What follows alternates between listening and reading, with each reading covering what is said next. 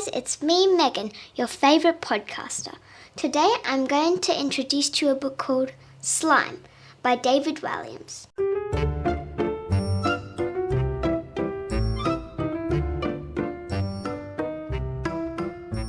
So this book is mainly about Ned, who lives on the Isle of Mulch, and who invented slime.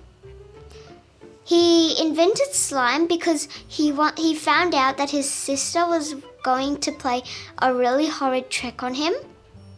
It was for his birthday surprise, and it was to put every single type of junk or gunk into the bath and then cover it with water. So when Ned goes into the bath, he'll have a very sticky, stinky surprise. But then Ned found out. So he decided to put all the gunk into the tub before his sister so that his sister would suffer from the gunk instead of him. And that was how he invented slime. And then he and Slime were best friends.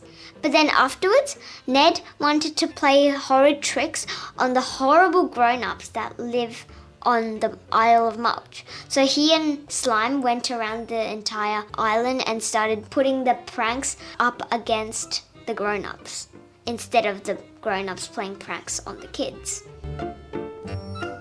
So the characters are Ned. Ned is like really, really bright and funny, but it was a shame that because he couldn't walk until he was a baby. So he uses a wheelchair to go around the Isle of Mulch. But then now Slime was here. He didn't need his wheelchair anymore, and then he was just being carried with his own wings because Slime slimed into a pair of wings for Ned to be carried out the window because the wheelchair didn't fit outside the window and he had to escape. So it was fortunate. There's Jamina, who is Ned's older sister, and she loves to play very horrid tricks on her brother, and she keeps these jars of gunk like boogers and stuff you find under rocks and soil and worms and that sort of thing into little jars and put them technically everywhere in the house so she can play tricks on her brother. There's also Slime, of course. He is strong-hearted and he loves to help Ned play the tricks on the very horrible and nasty grown-ups on the island. There's also Aunt Greta Greed, and she is Ned and Jamina's aunt, and she is actually their mum's very, very, very, very older sister. She actually owns the isle and she's like mega rich. She even lives in a huge castle called Kitty Litter Castle inside the Isle of Mulch. Plus, she has almost like 100 cats and they're all called Tiddles. The setting of this book is the Isle of Mulch. It is home to lots of places, including the Envy's Emporium, the Kitty Litter Castle, Mulch School for Revolting Children, the Gluten's Glaciers Van, and Madame Sloth's home, which is the Bunny Ears piano teacher home. The problem in the story is that there's like actually so many nasty grown-ups around the Isle of Mulch that to upset the children so that they'll have like a really miserable life. The solution is that slime was created by Ned, so it was actually a good thing that Jamina was planning to give Ned this surprise birthday gift, or else slime wouldn't have been invented yet and the Isle of Mulch children wouldn't be happy.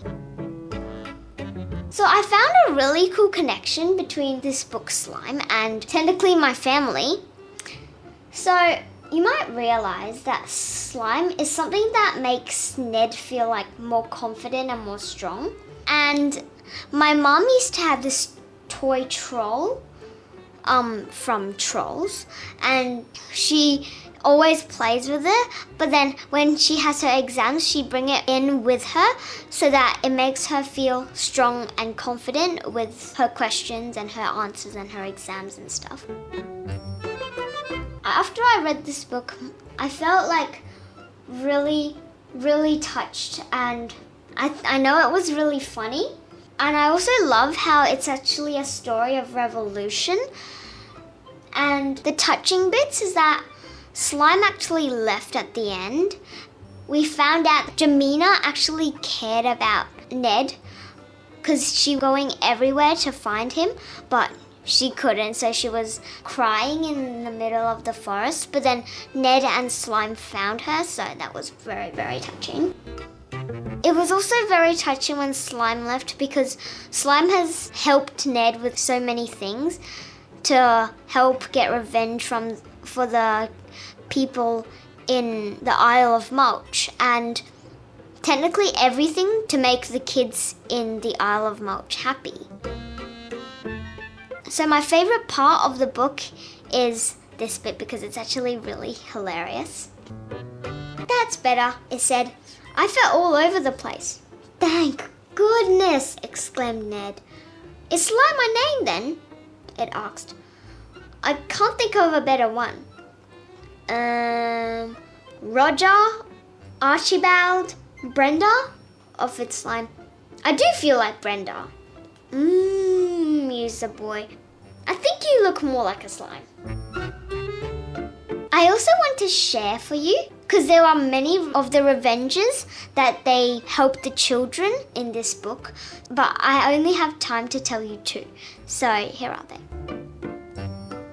So the first one is Gluten's Glaces, which is a van which is run by Mr. and Mrs. Gluten.